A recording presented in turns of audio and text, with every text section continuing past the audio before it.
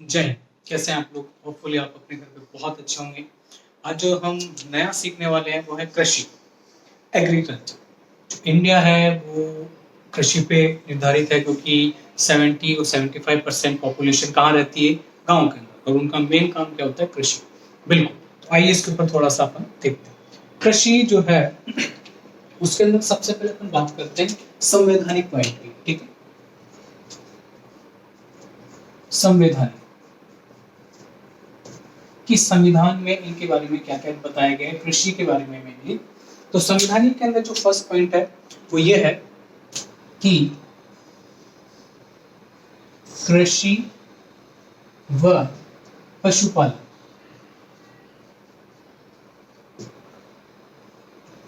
ये क्या है? राज्य सूची के भाग।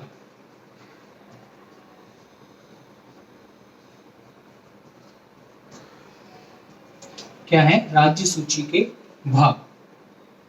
और अब बात करते हैं कानून की, कि कानून कौन बनाएगा? तो कानून बनाएगा राज्य सरकार।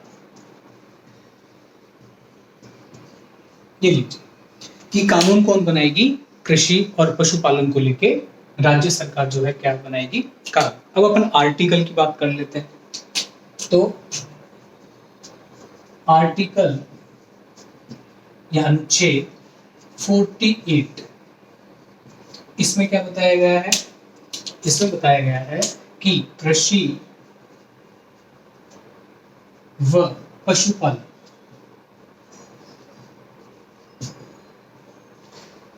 के विकास पर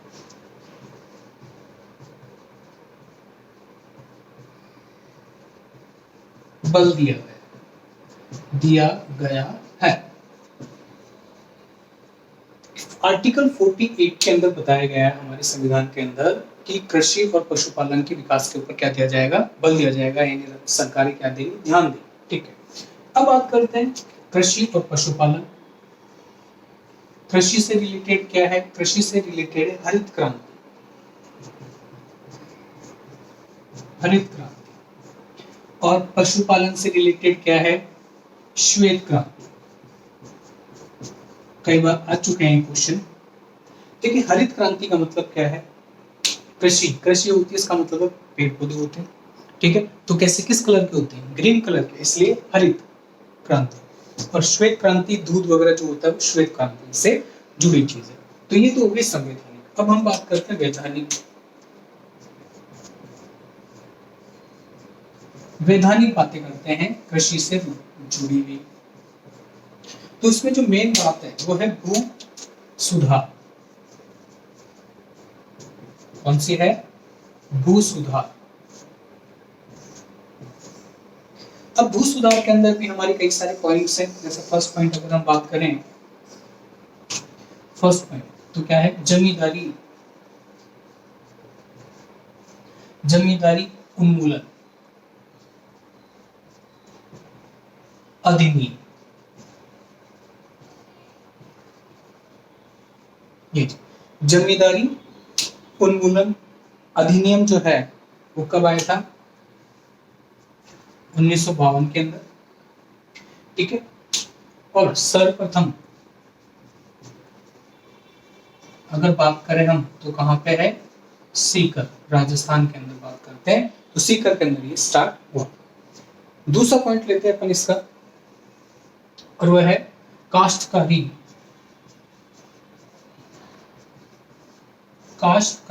अधिनियम। यह आया था आपके 1955 में।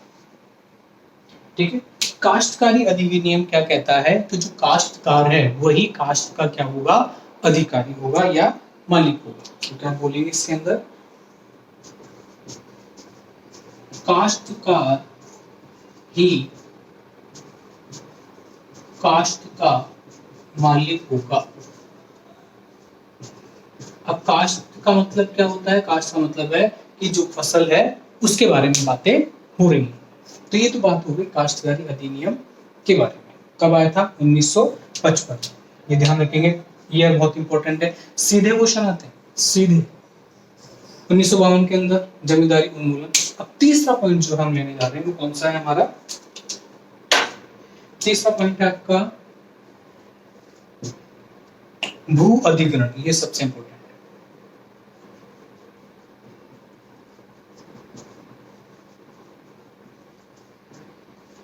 भू अधिग्रहण, अभी भू अधिग्रहण क्या होता है उसके बारे में देखते हैं। भू अधिग्रहण का मतलब है, मान लीजिए गवर्नमेंट विकास के लिए कहीं से मान लीजिए रोड निकालना चाहती है, हाईवे निकालना चाहती है।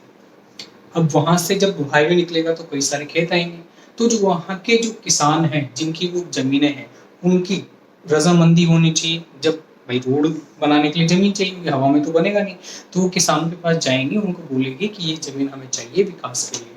तो इसके अंदर जो है 70 से 80%, 70 to 80% किसान क्या होने चाहिए, रजामंद होने चाहिए।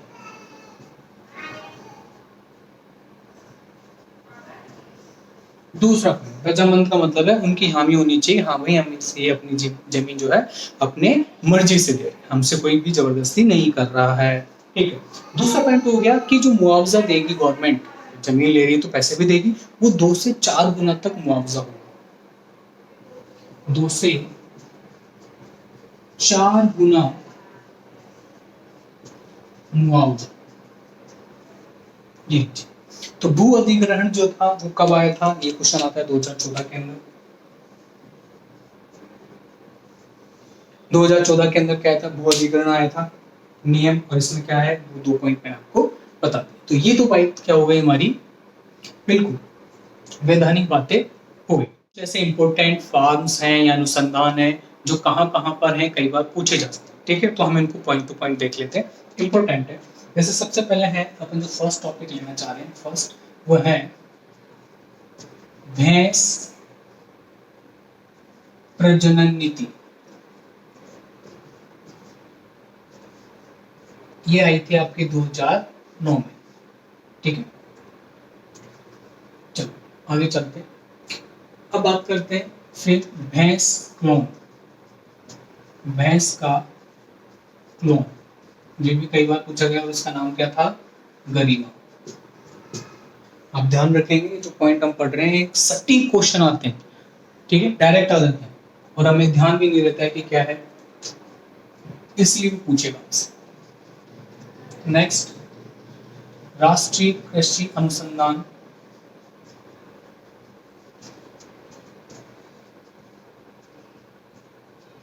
कृषि फार्म, राष्ट्रीय कृषि फार्म आपके कहाँ पे है, पूछता है राष्ट्रीय कृषि फार्म कहाँ पे है, तो क्या बोलेंगे हम, कहाँ पे, बताइए सोच के। नेक्स्ट पॉइंट पे चलते हैं, तब तक नेक्स्ट पॉइंट लेते हैं हम, राष्ट्रीय शुष्क बागवानी, ये कहाँ पे है, जल्दी जल्दी बताइए। राष्ट्रीय शुष्क बागवानी जो है, नेक्स्ट लेते हैं इसके अंदर, ये तो आपकी बीकानेर,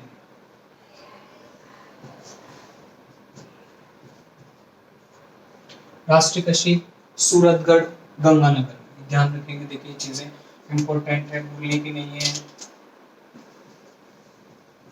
सूरतगढ़ गंगानगर, ये ठीक है। नेक्स्ट, राष्ट्रीय शुष्क बागवानी मैंने आपको बता दिया बीकानेर के अंदर है। नेक्स्ट अपन लेते हैं चौधरी चरण सिंह, चौधरी चरण सिंह कृषि विपणन,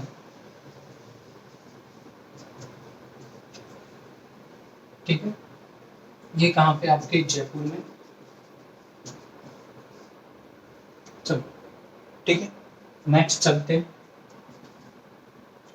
नेक्स्ट टॉपिक लेते हैं। अब थोड़ा ऐसे टॉपिक लेते हैं, हॉट टॉपिक है जो कभी भी आ सकते हैं, ठीक है, जैसे कि गो विश्वविद्यालय,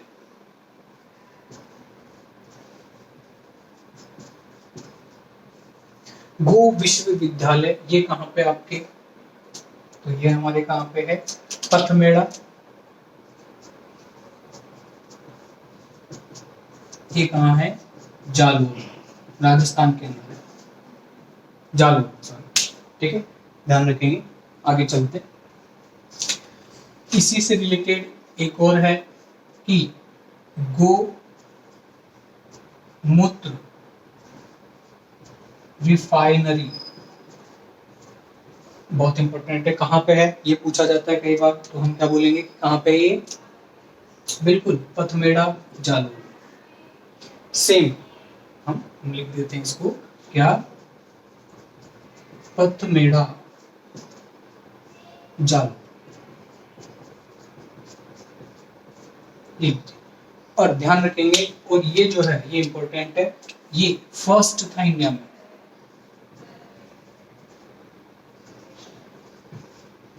अगर आपसे पूछे कि भारत के अंदर प्रथम गोमूत्र रिफाइनरी कहाँ पे है, तो आप क्या बोलेंगे, राजस्थान पथमेड़ा जालौर के अंदर। ठीक, नेक्स्ट चलते हैं। नेक्स्ट पॉइंट लेते हैं हम, और लेते हैं जैतून रिफाइनरी।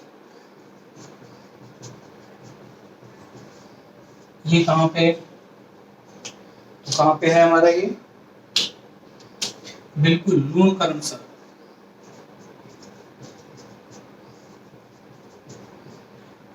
लूणकरणसर ये कहाँ पे है, बीकानेर। तो ये तो कुछ इंपॉर्टेंट चीजें हैं जो हमें पता ही रहनी चाहिए, कभी भी क्वेश्चन आ सकता है। ठीक है, तो ये चीजें हैं हमारा। अब आगे चलते हैं, ये एक बार रिपीट कर लेते हैं। भैंस प्रजनन नीति 2009 के अंदर आई थी। भैंस का क्लोन गरिमा था उसका नाम। और राष्ट्रीय कृषि फॉर्म, देखिए जो ये इंपॉर्टेंट है, ये हमें याद नहीं होना चाहिए। ठीक है, स्टार्ट। कृषि राष्ट्रीय फॉर्म कई बार आ चुका है। राष्ट्रीय शुष्क बागवानी ये भी आ चुका है। रोजी चौधरी चरण सिंह कृषि विपणन कहाँ पे, जयपुर के अंदर है। गो विश्वविद्यालय, ये दोनों तो बहुत इंपॉर्टेंट है। ठीक है, आगे चलते हैं। गो विश्वविद्यालय तो पथमेड़ा जालौर में, गोमूत्र रिफाइनरी भी पथमेड़ा जालौर के अंदर। अब जैतून रिफाइनरी कहाँ है, लूणकरणसर बीकानेर। बीकानेर के अंदर दो आ गए आपके, कौन कौन से, एक तो राष्ट्रीय शुष्क बागवानी आ गई और जैतून रिफाइनरी आ गई। जयपुर में क्या आ गया, चौधरी चरण सिंह आ गया। जालौर और पथमेड़ा के अंदर दो चीजें आ गई। तो याद करने में क्या होगा, सहूलियत। राजस्थान में कृषिगत विशेषताएं, क्या क्या विशेषताएं, तो आइए तो हेडिंग डाल लेते हैं। क्या हमारा हेडिंग क्या है, राजस्थान में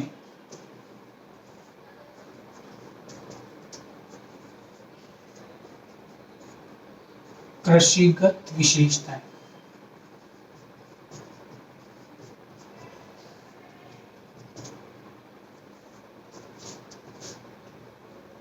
राजस्थान में कृषिगत विशेषताएं। आइए पहला लेते हैं इसके अंदर पॉइंट। तो फर्स्ट पॉइंट हमारा क्या है, कृषिगत अर्थव्यवस्था। कृषिगत अर्थव्यवस्था। देखिए इस पॉइंट के अंदर ध्यान रखेंगे कि 55% लोग क्या है, कृषि से जुड़े। तो लिख लेते हैं इसमें, इसके अंदर 55% लोग जुड़े हुए हैं। बहुत बड़ा रेशो है, बहुत बड़ा रेशो। नेक्स्ट, कृषि में घटती जोत, ये बहुत बड़ा प्रॉब्लम है। घटती जोत का मतलब है कि जो आप कृषि कर रहे हैं उसमें जुताई होती है, ठीक है, जो हल से जो करता है किसान उसे जोत बोलते हैं, वो घट रही है। नेक्स्ट, प्रच्छन्न बेरोजगारी।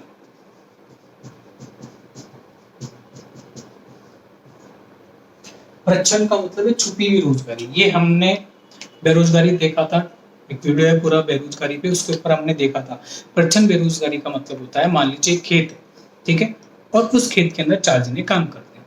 4 जने काम करते हैं एक खेत के अंदर, ठीक है, बात समझ में आ गई। आगे, उस खेत से 5 बोरी अनाज उगता है। कितना होता है, 5 बोरी। ओके, ये भी समझ में आ गया। एक खेत है, 4 लोग काम करते हैं और 5 बोरी क्या होता है, अनाज। लेकिन अगर उसमें से मैं 2 जनों को हटा देता हूँ, सिर्फ 3 ही जने उस खेत में काम करते हैं, फिर भी वो 5 बोरी ही अनाज दे उगाते हैं। तो समझ में आया कि उन 2 लोगों का कोई काम नहीं था। तो ये प्रच्छन्न बेरोजगारी, छुपी हुई बेरोजगारी, ठीक है, ये एक बहुत बड़ी समस्या है। और क्या है, कार्यशीलता दर। कार्यशीलता दर क्या है, कम हो रही है। तो इससे क्या होता है, विकास अवरुद्ध होता है। विकास क्या होता है, अवरुद्ध होता है। जो डेवलपमेंट हो रहा है आपके इंडिया का, वो क्या होता है, इससे अवरुद्ध होता है अगर विकास कार्यशीलता दर कम हो जाए। क्लियर हो गए 4 पॉइंट हमारे। अब नेक्स्ट टॉपिक पे चलते हैं। नेक्स्ट पॉइंट जो है कृषिगत अर्थव्यवस्था के बारे में हम लेंगे। मानसून आधारित कृषि कैसी कृषि है, मानसून आधारित। अब मानसून क्या होता है वो आपको पता ही है कि मानसून के अंदर हम करते क्या है कि मानसून आता है जुलाई वगैरह राजस्थान वगैरह के अंदर, ठीक है। तो क्या होता है, अपने साथ बादल आते हैं, बादल से वर्षा होती है, फिर क्या करते हैं, कृषि करते हैं किसान। अब इसके अंदर प्रॉब्लम क्या आती होती है, सबसे पहले अनियमित और अनिश्चित वर्षा। मौसम विभाग बोलता है कि वर्षा आ सकती है, बारिश आ सकती है, आए नहीं आए फिर किसान तो प्रॉब्लम में आ जाएगा। तो एक बहुत बड़ी प्रॉब्लम है, ठीक है। वर्षा अच्छी हो गई तो बहुत अच्छी फसल हो जाएगी, नहीं तो बैठे रहिए। असमान वर्षा वितरण, ये भी अपने आप में बहुत बड़ा प्रॉब्लम है कि कहीं तो बहुत ज्यादा हो रही है और कहीं बहुत कम हो रही है। एक रेशो दिखाता हूं मैं आपको, क्या देखिए कि पश्चिमी राजस्थान की बात कर रहा हूं, पश्चिम के अंदर तो होती है 10.28 सेंटीमीटर वर्षा, इतनी सी वर्षा। और बात करते हैं पूर्व दक्षिण में, तो वहां कितनी होती है, 80 से 100 सेंटीमीटर वर्षा।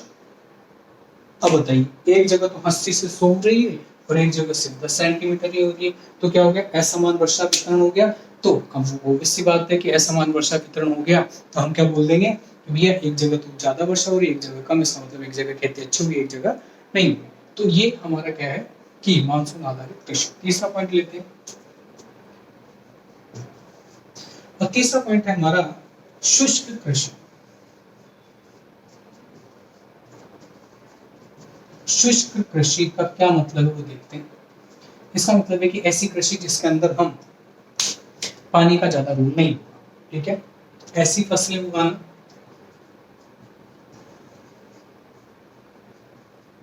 ऐसी फसलें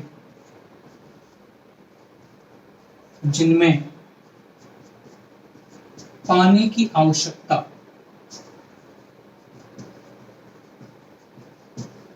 कैसी रहे, कम, उसे क्या बोलते हैं हम, भाई। अब आगे चलते हैं इसमें। नेक्स्ट है कृषि क्षेत्र कितना है। अगर हम पश्चिमी राजस्थान की बात करें,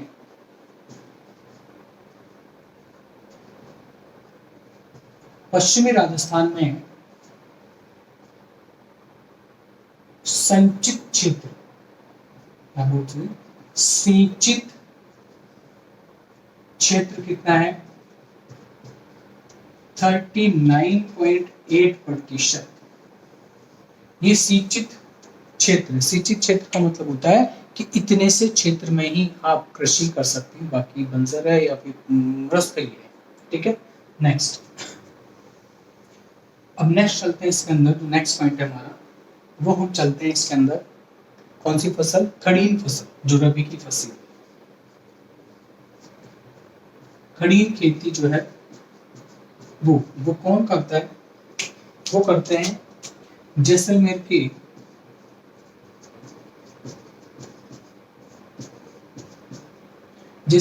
के पालीवाल ब्राह्मण।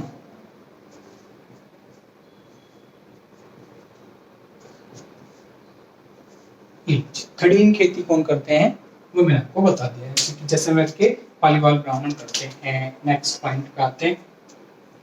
नेक्स्ट पॉइंट क्या है हमारा, नेक्स्ट पॉइंट होगा कि अब हम बात करते हैं किसकी, ये तो थी रबी की फसल, अब खरीफ की फसल की बात करेंगे। खरीफ फसल, खरीफ फसल जो है वो क्या होती है, मोस्टली चारा वाली फसल। कैसे होती है, चारा वाली फसल। नेक्स्ट, काजरी।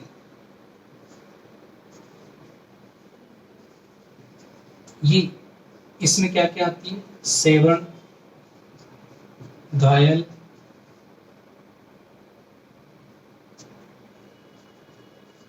करड़, घास है ये इसमें आती है। ठीक है, और काजरी कहाँ पे है, जोधपुर में, ध्यान रखिए।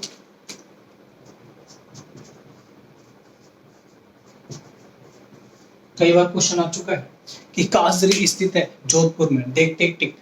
चले आगे। नेक्स्ट, पशुपालन अधिक होता है पश्चिमी राजस्थान में।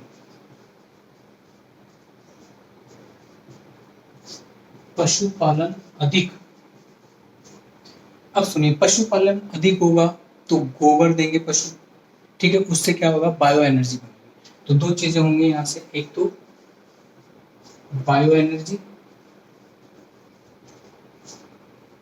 जैविक ऊर्जा, और दूसरा क्या होगा, श्वेत क्रांति, दूध भी तो देंगे।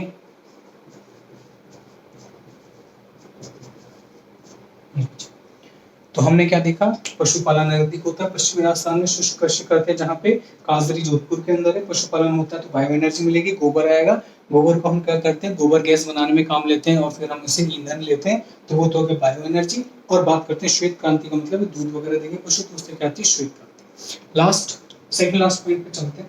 इसमें एक चीज और देखते हैं, इसमें मरुस्थलीय विस्तार होता है। क्या होता है, मरुस्थलीय विस्तार होता है, और जो मरुस्थलीय विस्तार है वो कैसे होता है, वायु अपरदन से। किससे होता है, वायु अपरदन से। तो क्या लिख लेंगे,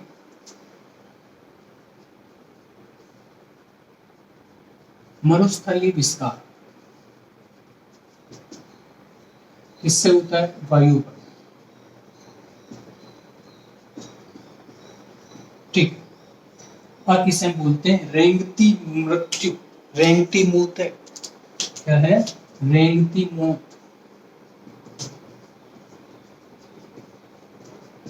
रेंगती मौत क्या बोल रहे हैं भाई, वायु अपने साथ में रेगिस्तान बढ़ा रही है। रेगिस्तान जहां जहां जाते हैं, जहां आपको पता है मनुष्य वहां रहना पसंद नहीं करता, और जीव जंतु भी बहुत रेयर कंडीशन में वहां पे पाए जाते हैं, रेंगती मौत। ठीक, नेक्स्ट पॉइंट लेते हैं, चौथा। चौथा पॉइंट हम ले रहे हैं, चौथा पॉइंट क्या है हमारा, खाद्यान्न पर जो, खाद्यान्न पर जो। अब खाद्यान्न देखो क्या है, अब आपको पता है क्या, कि अगर कृषि कम होगी, ठीक है, तो क्या होगा, प्रतिवर्ती आय कम होगी। यानी कहने का मतलब है कि व्यवसायिक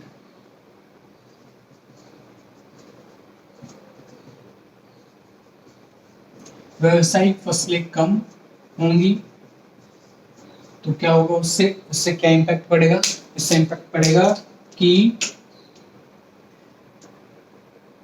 बिल्कुल है, दाम नहीं मिलेंगे, पैसे, तो क्या होगा, गरीबी।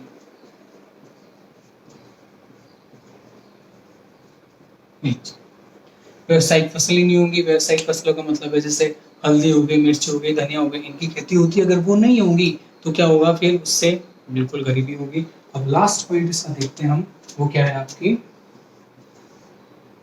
परंपरागत किसान।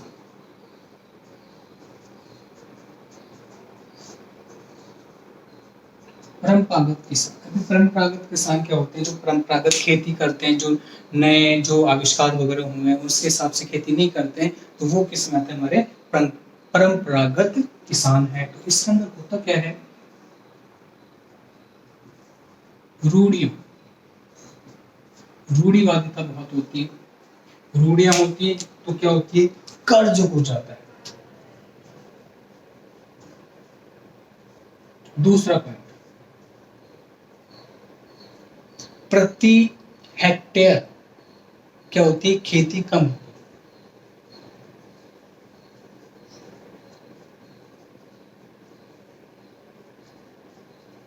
खेती कम या उपज कम होती है, आप ऐसे भी बोल सकते हैं।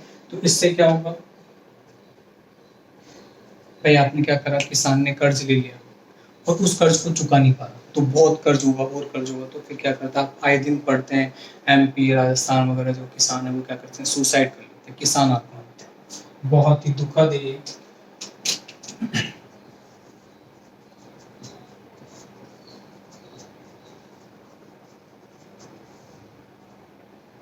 ये होता है किसान आत्महत्या। किसान आत्महत्या बोलते हैं तो धरती का पूत जो है वो क्या है, संकट। तो इसके लिए जो वर्ड वो क्या है,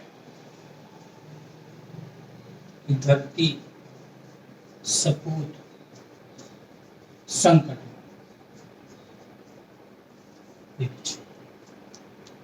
बिल्कुल दुख होता है कि हम अन्नदाता जो है, जो हमको खाने के लिए जो अन्न उगा रहा है वही संकट के अंदर है, तो बहुत दुख होता है, अच्छा नहीं लगता है। तो ये जो सारी चीजें हैं राजस्थान में कृषिगत विशेषताएं थी। मैं मेन पॉइंट एक बार से बोल देता हूँ।